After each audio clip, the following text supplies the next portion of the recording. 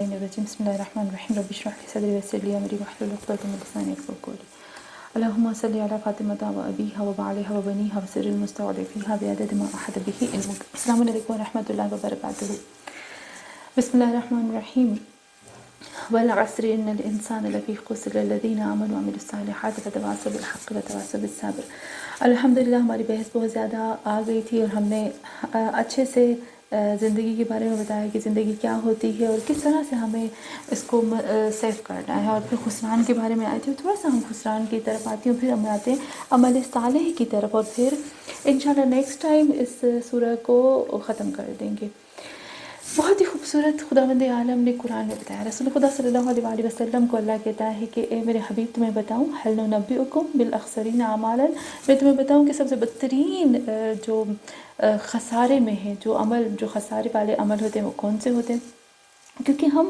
جب سورہ والعصر پڑھتے ہیں تو اس میں سب سے پہلے ہم نے پڑھا ان الانسان لفی خسر الا الذین آمنوا وعملوا الصالحات. ایک ہوتا ہے عمل الصالحات اور ایک ہوتا ہے عمل الخاسرات. ایک ہے ایسے عمل کرنا جو صالح ہیں، جس کی ہم انشاءاللہ بات کریں گے کہ صالح عمل کون سے ہوتے ہیں، اور ایک ہوتا ہے خاسر، ایسے عمل جو خسران میں ڈال دیتے ہیں. تو یہاں پر عمل صالح میں تو آئیں گے، لیکن اللہ کہتے ہیں سب خسران ہے، یعنی جتنے بھی لوگ عمل کر رہے ہیں وہ خسارے والے عمل کر رہے ہیں. تو کون سے ایسے عمل ہیں جو خسارے میں جاتے ہیں، تھوڑا سا ہم اس کی طرف توجہ کرتے ہیں، اور پھر ہم عمل صالح میں بھی آئیں گے کہ عمل صالح کیا ہے. یہ ہمارے لیے جاننا بہت ضروری ہے. تو سورہ ہم جب سورہ کہف کی آیت نمبر 103 میں آتے ہیں تو خداوند عالم نے یہاں بتایا کہ بھئی ایک ہوتا ہے خاسرین ہوتا ہے، اخسرین ہوتا ہے، خسارہ ہوتا ہے. یہ سب ہونے کے باوجود بھی اللہ کہتا ہے سب سے بدترین جو خسارے میں جو اس نقصان سے نکل ہی نہیں سکتے وہ کون سے. خدا کہتا ہے هل ننبئکم بالاخسرین اعمالا، اے میرے محمد صلی اللہ علیہ وآلہ وسلم میں تمہیں بتاؤں کہ سب سے بدترین عمل کرنے والے کون ہوتے ہیں. تو خداوند عالم آگے بتاتا ہے. میں یہی چاہتی ہوں کہ آج ہم اس کو تھوڑا سا جانیں کہ بدترین کا مطلب خطرناک، ایسا خطرناک جو انسان کی پوری زندگی، پوری سرمایہ، پوری محنت تباہ ہو جاتی ہے. اگر ہم نے اس کو نہیں جانا تو، اور اپنے آپ کا ہم نے محاسبہ مراقبہ نہیں کیا تو ہماری پوری زندگی ضائع ہو جائے گی، اور پھر جب قبر میں جائیں گے تو پھر ایک عذاب الہی اور ناراضگی خدا کے سوا کچھ بھی ہاتھ نہیں آئے گا.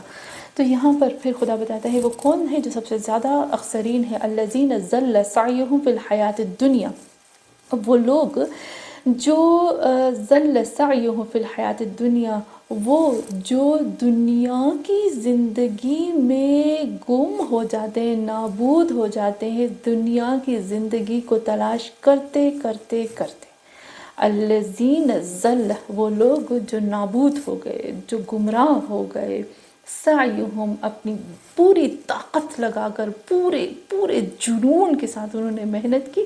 فی الحیات الدنیا، دنیا کی زندگی میں. وہم یحسبون، یہاں آتی ہے خاص بات کہ وہم یحسبون انہم یحسنون صنعا، اور وہ لوگ گمان کرتے ہیں کہ یہ جو ان کا کام ہے، یحسبون، وہ لوگ گمان کرتے ہیں، انہم، بے شک وہ لوگ، یحسنون صنعا، اور بہت خوبصورت بنا رہے ہیں، بہت اچھی چیز کو کریٹ کر رہے ہیں. تو یہاں پر ہم نے دیکھا کہ خداوند عالم یہی بتاتا ہے اپنے محمد صلی اللہ علیہ وآلہ وسلم سے کہ اے میرے نبی، جو سب سے زیادہ خسران ہے، ہم سب کو جاننا ہے، ہمارے پر واجب ہے کہ ہم پہچانیں کہ سب سے زیادہ نقصان کون سا ہوتا ہے. ابھی بھی ہم دیکھتے ہیں. تو یہاں پر جب ہم آتے ہیں نا تو رسول خدا مولا کائنات امیر المومنین علی علیہ السلام کے پاس کچھ لوگ آتے ہیں اور ان سے سوال کرتے ہیں کہ یا علی، سورہ عنکبوت میں جب ہم دیکھتے ہیں، سورہ عنکبوت میں تو خداوند عالم سورہ عنکبوت میں یہ فرماتا ہے، اللہ کیا کہتا ہے سورہ عنکبوت پہ کہ اے لوگو، یقولون، تم لوگ نے جب بولا کہ خداوند عالم سورہ عنکبوت میں بھی یہی کہتا ہے احسب الناس یترکوا یقولوا آمنا وهم لا یفتنون، کہ جب وہ لوگ کچھ لوگ گمان کرتے ہیں کہ انہوں نے لا الہ الا اللہ محمد رسول اللہ کلمہ پڑھ لیا، ایمان لے آئے، تو ان کو آزمایا نہیں جائے گا، بس ان کی زندگی جو بہترین ہو جائے گی. تو جب یہ سوال کیا نا مولا کائنات امیر المومنین علی علیہ السلام سے، تو انہوں نے پوچھا کہ مولا یہ کیا فتنہ ہے، یہ کیا آزمائش ہے جو اللہ قرآن میں کہتا ہے. مولا کائنات فرماتے یہی سوال میں نے محمد صلی اللہ علیہ وآلہ وسلم سے پوچھا تھا، اور پھر بتا دے کہ میرے نبی نے مجھے بتایا کہ اے علی، آخری زمانہ آئے گا کہ جب میرے بعد ایسا زمانہ آئے گا کہ لوگ آزمائے جائیں گے. اور کس طرح سے آزمائے جائیں گے؟ پھر رسول خدا فرماتے ہیں کہ وہ لوگ جو ایک حرام کو اپنے ایک شبہ سے، اپنے گمان سے حلال قرار دیں گے۔ اور پھر رسول خدا صلی اللہ علیہ وآلہ وسلم فرماتے ہیں کہ وہ لوگ جو ہوں گے نا اپنی خطا کو عطا سمجھیں گے، اور وہ لوگ جو ہوں گے نا اپنی زشتی کو، اپنی بدصورتی کو خوبصورتی سمجھیں گے۔ وہ زشتی یعنی اعمال کی زشتی، اور پھر اپنے گناہ کے بدلے میں وہ سمجھے کہ ہم ثواب لے رہے ہیں۔ یعنی بہت زیادہ رسول خدا صلی اللہ علیہ وآلہ وسلم نے بتایا۔ تو خسران اس چیز میں آتا ہے کہ ہم یہ گمان کرتے ہیں کہ یہ چیز جو ہے وہ ہمارے لیے بہترین ہے، اچھی ہے، اچھا کر رہے ہیں، حالانکہ وہ اندر میں خراب ہوتی ہے، اور ہم اس چیز کو سمجھ نہیں پا رہے ہوتے کہ یہ خراب چیز ہے، اور ہم سمجھنا چاہتے بھی نہیں ہیں مجھے لگتا ہے، کیونکہ یہاں رسول خدا فرماتے ہیں کہ وہ اسی حرام کو ایک شبہ میں، ایک سوچ اور فکر میں اس کو حلال قرار دیں گے۔ اس کی ایک ایگزامپل میں آپ کو دیتی ہوں جو مجھے بہت زیادہ سننے میں آتی ہے، بہت زیادہ، میں جس کنٹری میں جاتی ہوں مجھے بہت زیادہ لوگ یہی سوال کرتے ہیں، کیونکہ آج کل ہم جو کھانا کھاتے ہیں یا جو بھی چیزیں کھاتے ہیں اس میں کچھ جلاٹین یوز ہوتی ہے، اور جلاٹین جو یوز ہوتی ہے وہ زیادہ تر پورک کی، پگ کی جلاٹین بھی، یعنی اس کی چربی کی جلاٹین بنائی جاتی ہے، اور پھر وہ اس کو یوز کیا جاتا ہے۔ تو کافی لوگ کہتے ہیں کہ اس کا استحالہ ہو جاتا ہے۔ بھئی کتنے سال سے یہ بات میں کہتی ہوں کہ استحالہ اتنی آسانی سے نہیں ہوتا کہ ہم سمجھتے ہیں کہ اس میں کوئی چیز ڈالی ہے تو اس کا استحالہ ہو جائے گا۔ وہ سمجھتے ہیں جیسے ہم کیک بنانے کے لیے انڈا ڈالتے ہیں نا، انڈا جو ہے وہ کیک میں بدل جاتا ہے، تو یہ استحالہ ایسے نہیں ہوتا۔ استحالہ کا مطلب ہوتا ہے کہ جب آپ لیبارٹری میں لے کر جاتے ہیں اور پھر اس کو ٹیسٹ کرتے ہیں تو اس کے اندر اس کی کوئی ذرے برابر بھی کوئی چیز اس کے اندر سے نظر نہ آئے۔ لیبارٹری میں جا کر اگر بہت بھی ٹیسٹ کیا جائے تو پتہ چلے کہ اس کے اندر تو یہ چیز ہے ہی نہیں۔ جیسے میں نے پہلے بتایا تھا کہ اگر کتا جو ہے وہ نمک کی کان میں گر جاتا ہے اور پھر وہ نمک بن جاتا ہے، اور پھر اس جگہ سے اس نمک کو لے لیا جائے، لیبارٹری میں جا کر دکھایا جائے، تو اس میں پتہ چلے کہ اس میں یہاں تو کتا تھا ہی نہیں، صرف اور صرف نمک کی، اور ذرے برابر بھی یہاں پتہ نہ چلے کہ یہاں پر کتا موجود تھا، تو اس کو کہتے ہیں استحالہ ہو جانا ہے۔ لیکن پورک کی چربی کو جب ہم چاکلیٹ میں یا کسی چیز میں، بٹر میں، چاکلیٹ میں، کسی چیز میں ڈالتے ہیں، تو پھر اگر ہم لیبارٹری میں جا کر ٹیسٹ کرتے ہیں نا تو پتہ چلتا ہے اس میں پورک کی چربی موجود تھی، تو یہ کہاں سے استحالہ ہوا؟ یہاں پر یہ جو لوگ ہوتے ہیں نا اپنے پیٹ کو خدا بنا دیا ہے ان لوگوں نے، اللہ کی نافرمانی کے لیے حرام کو ایک شبہ کے ذریعے سے حلال کرنا چاہتے ہیں۔ یہی بدترین لوگ ہیں جن کے لیے خدا نے کہا ہے کہ میں جو ہوں آزماؤں گا ان کو، اور اسی کے لیے اللہ نے کہا کہ یہ خسارے میں ہوں گے، کیونکہ جب ہم اس کا پڑھتے ہیں نا تو خداوند عالم نے خود کہہ دیا کہ یہ لوگ ایسے لوگ ہیں جو خسارے میں ہیں، کیونکہ ان لوگوں نے اپنی دنیا میں اتنی بھاگ دوڑ کی ہے، اتنی یعنی دنیاوی چیزوں کو وہ لوگ اپنے ایک شبہ کے ذریعے سے حلال قرار دینا چاہتے ہیں، اور وہی کہ ان کو لگتا ہے جو بھی یہ کام کر رہے ہیں دنیا کی بھاگ دوڑ کر، یا سنون وہ گمان کرتے کہ یہ بہت اچھا، حالانکہ وہ بدترین ہوتا ہے۔ پھر رسول مولا کائنات سے پوچھا کہ یہ کون لوگ؟ کہا خوارج ہے۔ خوارج نے جتنا بھی کام کیا تھا وہ نماز روزہ سب پڑھتے تھے، لیکن ولایت کے اختلاف کر لیا، جس کی وجہ سے خوارج جو ہیں وہ اس میں آ جاتے ہیں، یعنی خسران مبین میں آ جاتے ہیں۔ تو یہاں سے سب سے بدترین خسارہ تو یہ ہو جاتا ہے کہ انسان حرام کام کرتا ہے اس گمان سے کہ وہ اچھا کر رہا، غلط کام کرتا ہے اس گمان سے کہ وہ صحیح کر رہا، لیکن اپنے اعمال کو دیکھنا چاہیے۔ وہی آ جاتے ہیں کہ ہم اپنے پیٹ کی خاطر، اپنی دنیا داری کی خاطر، دنیاوی چیزوں کی خاطر جو ہے وہ اتنے شبہ کریٹ کرتے ہیں، خود تو ہم چلے جاتے ہیں، جیسے ایک شعر ہے نا، خود تو ڈوبیں گے صنم تم کو بھی لے ڈوبیں گے، دوسروں کے بھی سوچ اور وچار اور فکر کو تباہ و برباد کر دیتے۔ پھر ہم آتے ہیں یہاں، جب ہم آتے ہیں تو پھر اس کے بعد آتے ہیں عمل صالح میں۔ عمل صالح کون سے ہوتے ہیں؟ دیکھیے، ایک ہوتا ہے عمل صحیح عمل کرنا، ایک ہوتا ہے عمل صالح ہو، دونوں میں بہت زیادہ فرق ہے۔ تو جب صحیح عمل کی طرف ہم آتے ہیں نا، تو جیسے فار ایگزامپل میں کہتی ہوں کہ نماز پڑھنے کے لیے لباس کا پاک ہونا ضروری ہے، قبلے کی طرف منہ ہونا ضروری ہے، وضو کا ہونا ضروری ہے، جسم کے اعضاء کا پاک ہونا ضروری ہے، ساری چیزیں جو ہوتی ہیں جب میں یہ پڑھتی ہوں تو یہ ہمارا عمل ہے صحیح، لیکن یہ صالح عمل میں نہیں آتا ہے۔ تو صالح عمل میں کون سی چیز آ جائے گی؟ صالح عمل میں جب ہم آتے ہیں تو صالح عمل میں وہ چیز آ جاتی ہے جو زمان، مکان اور اللہ کے مطابق، عین مطابق زمان، مکان، ہر اس چیز کے قانون، شریعت، پاسداری خدا کی ذات کے عین مطابق ہو، اس کے اندازے، اس کی بناوٹ، اس کی ہر چیز کے مطابق ہو، اس کو کہتے ہیں صالح۔ تو ابھی میں نے آپ کو بتایا کہ عمل صحیح اور صالح میں فرق ہوتا ہے۔ کتنے ایسے اعمال ہوتے ہیں جو اعمال جو ہوتے ہیں وہ صحیح ہوتے ہیں، لیکن صالح نہ ہونے کی وجہ سے وہ عمل جو ہے وہ قبول نہیں ہوتے ہیں۔ امام جعفر صادق علیہ السلام فرماتے ہیں کہ اگر لوگ جان جائیں نا کہ ان کے اعمال جو ہے وہ ان کے اعمال جو ہے وہ صالح نہیں ہے، بولے صحیح ہے لیکن صالح نہیں ہے، تو وہ لوگ، اور ان کے صالح نہ ہونے کی وجہ سے وہ اعمال جو ہے وہ اس کے قبول نہیں ہوتے، جس کی وجہ سے وہ کافی نا امید نہ ہو جائے۔ پھر ہم آتے ہیں کہ میں چاہتی ہوں کہ میں تھوڑا سا اس چیز کے بارے میں بتاؤں کہ کون سی ایسی اسباب یا کون سے ایسے ذریعے ہیں جن کی وجہ سے ہمارے اعمال جو ہیں وہ قبول ہوتے ہیں۔ 3-4 چیزیں ایسی ہیں جن کی وجہ سے ہم یہ کہہ سکتے ہیں کہ ہمارے اعمال جو ہے وہ قبول ہوتے ہیں۔ جو عمل قبول ہوتا ہے وہ صالح ہوتا ہے۔ میں نے بھی آپ کو بتایا کہ صالح عمل جو ہے وہ کسے کہتے ہیں۔ میں چاہتی ہوں کہ صالح عمل جو ہوتا ہے وہ خوشنودی، عین خوشنودی کے مطابق ہوتا ہے اور عین وقت کے مطابق ہوتا ہے، ایک پابندی وقت کے ذریعے سے ساتھ ہوتا ہے، اس کو کہتے ہیں عمل صالح۔ یہاں پر تھوڑا سا ایک چیز میں آتے ہیں کہ عمل صالح، انشاءاللہ میں نیکسٹ ٹائم بتاؤں گی کہ عمل صالح عین ایمان ہے۔ ایمان اور عمل صالح کو میں تھوڑا سا جوڑوں گی بعد میں انشاءاللہ نیکسٹ ٹائم۔ تو یہاں پر عمل صالح قبول ہونے، کس طرح سے ہمارے عمل صالح قبول ہوتی ہے، کیونکہ میں نے ابھی بتایا کہ کافی ہمارے ایسے اعمال ہیں جو ریفیوز ہو جاتے ہیں کیونکہ عمل صالح نہیں ہوتے۔ میں تھوڑی سی ایک مثال دیتی ہوں کہ عمل صالح اس قدر اللہ کو پسند ہے کہ اس عمل صالح کی وجہ سے پروردگار عالم نہ جانے کتنی عطا جو ہے وہ ہمیں دیتا ہے۔ ہمارے پاس ایک سید محمد باقر شفتی کے نام سے ایک بہت بڑے آیت اللہ تھے۔ ان کی آپ ہسٹری جا کر پڑھیں گے نا تو آپ کو ملے گا کہ وہ بہت غریب تھے، وہ بہت زیادہ فقیر تھے، لیکن ایک دفعہ وہ آ رہے تھے کیونکہ بہت زیادہ فقیر تھے، غریب تھے، اور وہ بہت مشکل سے ان کو تھوڑا سا گوشت ملا تھا اور سوچا تھا کہ آج بناؤں گا سب کو کھلاؤں گا اس طرح سے۔ تو وہ جب سید محمد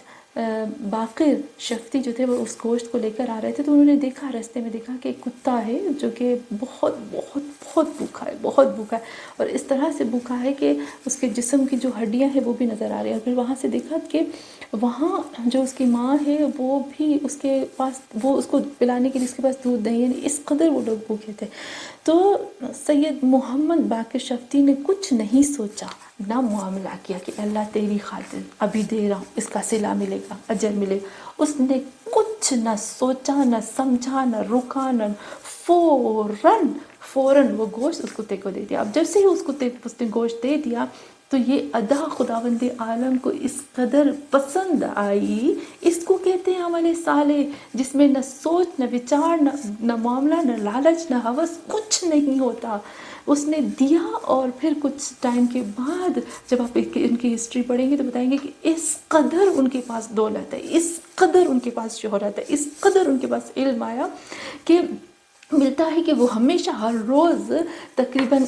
جو بھی فقیر آتے تھے نا، روز یا ہمیشہ ہفتے میں وہ مٹھیاں بھر بھر کے پیسوں کی فقیروں کو، غریبوں کو دیتے تھے، اور اس قدر کھلاتے تھے، اور اس قدر وہ پاورفل شخصیت ہو گئے تھے کہ اصفہان کے جو گورنمنٹ تھی ان سے بغیر اجازت اور ان کے بغیر پوچھے کوئی کام نہیں کرتی تھی۔ اس کو کہتے ہیں عمل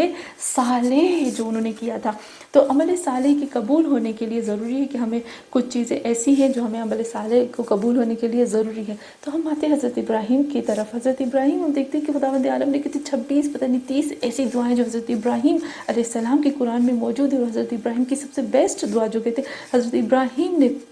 خانہ کعبہ کو ریپیئر کیا، تیار کیا، خانہ کعبہ کو تیار کرنے کے بعد دعا کرتے ربنا تقبل منا۔ حیرت کی بات ہے کہ خدا کے گھر کو انہوں نے تیار کیا، ریڈی کیا، اس کے باوجود بھی کہتے اے اللہ، ہو سکتا ہے کہ یہ بھی میرا عمل قبول نہ، تیری ذات کو پتہ ہے۔ تو یہاں پر حضرت ابراہیم نے کیا کہا، اے اللہ مجھ سے خانہ کعبہ کی یہ جو تیاری اس کو قبول فرما۔ تو ہم اپنے اعمال میں کس طرح سے شیور ہو سکتے ہیں کہ یہ میرا عمل 100% قبول جائے گا؟ کہاں سے ہمارے پاس یہ شیورٹی آتی ہے؟ ہم کیسے اس میں آ جاتے ہیں؟ مولا کائنات امیر المومنین علیہ السلام سے کسی نے پوچھا کہ کتنا آپ نفاق کرتے ہو، کتنا اللہ کی راہ میں خرچ کرتے ہو، کیوں ایسا کرتے ہو؟ تو امام نے فرمایا، یہ تو امام مولا کائنات کو، تو کائنات کے مالک، یہ صرف ہمیں سمجھانے کے لیے کہتے ہیں کہ اگر مجھے پتہ چل جائے کہ ان میں سے ایک بھی عمل میرا قبول ہوتا ہے تو میں اس قدر چیریٹی اور اس قدر نفاق نہ کروں۔ تو حیرت کی بات یہاں پر یہ مولا کائنات حضرت ابراہیم علیہ السلام ہمیں سکھاتے۔ تو عمل کے لیے اب میں ایک عمل کرتی ہوں، اس میں کچھ شرطیں ہوتی ہیں قبول ہونے کی، یعنی عمل صالح کے قبول ہونے کی کچھ شرطیں میں نے پہلے بتا دیا۔ عمل صالح اس کو کہتے ہیں، صحیح اور صالح میں فرق ہوتا ہے۔ صالح عمل وہی ہوتا ہے کہ وقت، زمان، وہی زمان، مقام اور مکان، اور وہ جو قانون، قاعدہ اور ایک لہجے کے لیے بھی اس میں سوچ، وچار، فکر، معاملہ یا یہ بزنس یا کچھ بھی نہیں ہوتا، وہ فوراً کر دینے کو کہتے ہیں، جیسے اس نے بولا ہے اسی وقت اسی انداز میں اس کو انجام دینے کو صالح کہتے ہیں۔ اب عمل صالح قبول ہونے کے لیے بھی کچھ شرطیں ہوتی ہیں۔ اچھا، عمل صالح کی قبول ہونے کی 3-4 شرطیں جس کو میں چاہتی ہوں کہ جلدی سے اس کو بیان کروں۔ سب سے پہلی جو شرط ہوتی ہے وہ ہوتا ہے اعتقاد، یقین، اللہ پر اعتقاد، اللہ پر یقین ہونا، یہ جو ہے وہ عمل صالح میں آ جاتا ہے۔ ہمیں پتہ ہے کہ اللہ پر یقین ہوتا ہے تو پھر ہمارے پاس جو اعتقاد ہوتا ہے، پھر وہی اس کے اندر جو بہترین چیزیں آ جاتی ہیں وہی ہمارے پاس قبولیت کی درجہ رکھتے ہیں۔ تو حضرت ابراہیم نے بھی کہا ربنا تقبل منا، اے اللہ تو میرے عمل کو قبول فرما۔ نیت اور اعتقاد ہونی چاہیے کہ نیت پاک، خلوص پاک، دل پاک، اور ہر چیز انسان کی پاک ہونی چاہیے، اور اس کے بعد وہ جو عمل کرتا ہے وہ اعتقاد کے ساتھ کرے تو اس کا قبول ہو جائے گا، ورنہ کتنے بھی اعمال ہو وہ ضائع ہو جائیں گے۔ ہمیں پتہ ہے قرآن میں ایک مسجد کا نام ہے مسجد زرارہ، جس کو مسجد قباء بھی کہتے ہیں۔ وہاں پر مسجد میں کیا ہوتا تھا، 3 ایسے بدترین کام تھی مسجد، لیکن بدترین کام ہوتے تھے۔ جیسے روایت میں ملتا ہے کہ اس مسجد میں کیا ہوتے تھے، کفر تھا، تفرقہ تھا، وہاں پر نقصان پہنچانے کی بات ہوتی ہے، ایسی ڈسکس میٹنگز ہوتی تھی جہاں پر نقصان پہنچایا جاتا تھا۔ تو یہاں پر رسول خدا صلی اللہ علیہ وسلم نے کیا کہا، مسجد ہے یا رسول اللہ، یہ مسجد ہے؟ نہیں، کہا یہ مسجد نہیں ہے، کیونکہ یہ صالحات میں نہیں آتی، اس کو توڑو۔ جب توڑا گیا اور پھر اس کو خراب کیا گیا، اور یہاں ہم کہیں نا تو یہاں بہت بڑی بات ہو جائے گی کہ اس مسجد کو، کیونکہ اس میں کفر تھا، اس میں تفرقہ تھا، اس میں پولیٹک تھی، اس میں ایسا گند تھا کہ مسلمانوں کو نقصان دینے کی باتیں ہوا کرتی تھی، اندر ہی اندر مسلمانوں کو تباہ کرنے کی باتیں، وہ ایک ایسا مورچہ بن گیا تھا، ایک ایسا اڈا بن گیا تھا جہاں کفر، تفرقہ اور مسلمانوں کو تباہ کرنے کی تیاری ہو رہی تھی۔ تو رسول خدا نے اس مسجد کو مسمار کر دیا اور کہا یہاں گند پھینکا جائے، یعنی اس قدر اس مسجد کے لیے کہا گیا، کیونکہ وہ صالحات میں نہیں آتی تھی۔ تو ابھی انشاءاللہ ہمیں صالح کا جو ہے وہ سمجھ میں آ جائے گا۔ تو صالح کی قبولیت کی جو پہلی شرط ہوتی ہے وہ اعتقاد ہوتی ہے، اور دوسری جو اس کی شرط ہوتی ہے وہ اخلاق ہوتا ہے۔ اللہ، سب سے ہم اس چیز کو بھول جاتے ہیں کہ اخلاق کتنا ضروری ہوتا ہے ہماری زندگیوں میں۔ بد اخلاقی کتنی بدترین ہوتی ہے، افسوس کی بات ہوتی ہے کہ جو اخلاق والے لوگ ہوتے ہیں نا ان کو لوگ منافق بھی کہتے ہیں۔ افسوس کی بات ہوتی ہے کہ اتنی جو ہم کہہ سکتے ہیں کہ ہماری اس قدر خراب سوچیں، اس قدر ہم نگیٹو سوچتے ہیں، اور یہ نگیٹو سوچ سے پروردگار عالم نفرت کرتا ہے۔ تو یہاں پر جو سوء ظن ہوتا ہے اللہ بدترین نفرت کا، اس کو بدترین سزا بھی ملتی ہے۔ تو یہاں پر ایک آتا ہے اخلاق، حدیث میں ملتا ہے کہ جو مرد اپنی بیوی کے ساتھ بد اخلاقی کرتا ہے، جو بیوی اپنے مرد کے ساتھ بد اخلاقی کرتی ہے، وہ جتنے بھی اعمال کرے، نماز، روزے، جو بھی کچھ کرے، اس کا قبول نہیں ہوتا ہے۔ تو اخلاق جو ہوتا ہے وہ رزق لاتا ہے۔ خداوند عالم اللہ سے کہ رسول خدا سے فرماتا ہے قرآن میں سورہ آل عمران میں کہ اے میرے حبیب، اگر آپ کو یہ جو اللہ نے نرم زبان دی ہے نا، میٹھی زبان دی ہے، اللہ کی رحمتوں میں سے ایک ہے۔ اگر آپ سخت زبان کے مالک ہوتے تو لوگ آپ سے بکھر جاتے، یعنی اللہ یہ بتاتا ہے اللہ کی عذاب کی نشانی بد اخلاقی، بد زبانی ہے، اور زبان کا سخت ہونا اللہ کے غضب میں سے آتا ہے، اور اللہ کی زبان کے نرم ہونا یعنی اللہ کی رحم اور اللہ کا کرم ہے، اور اس کی رحمت کی نشانیوں میں سے آ جاتا ہے، اس کی محبت کی نشانیوں میں سے آ جاتا ہے۔ پھر ہم آتے ہیں، یہ جو دو باتیں ہو گئی، اور تیسری جو چیز آتی ہے عمل کے قبول ہونے کے لیے وہ آتا ہے اقتصاد، یعنی ہم جب کسی چیز کو جو اکونومک ہے یا جو ہم محنت کرتے ہیں، جو کماتے ہیں، اس میں ہمیں حلال کمانا چاہیے، کیونکہ حرام کو پروردگار عالم قبول نہیں کرتا ہے۔ حرام کو بالکل بھی پروردگار عالم نے قبول نہیں کیا ہے، اور کبھی بھی حرام سے جو ہم حرام کمائی ہوئی چیز سے جتنی بھی خیرات کرے، جتنے بھی اچھے کام کرے، جتنے بھی چیریٹی کرے، وہ قبول نہیں ہوتی بلکہ منہ پہ ماری جاتی۔ ہمیں جیسے امام جعفر صادق علیہ السلام کے جو ان کے ساتھ ان کے دور میں جو واقعہ تھا وہ ہمیں یاد ہوگا۔ پھر ہم جو چوتھی چیز آتی ہے قبول ہونے میں، عمل صالح کے قبول ہونے میں، جو اللہ قبول کرتا ہے، وہ یہی آتا ہے کہ ہم نے اپنی ولایت پر اپنے امام کو کتنا جانا ہے، اپنے امام کو کتنا مانا ہے، اپنے امام کے قانون پہ کتنا چلا ہے، یعنی ولایت۔ ولایت ایک ایسی چیز ہے کہ اگر ایک انسان بغیر ولایت کے جتنے بھی اعمال کرتا ہے وہ قبول نہیں ہوتے، تو ولایت پر جو ہم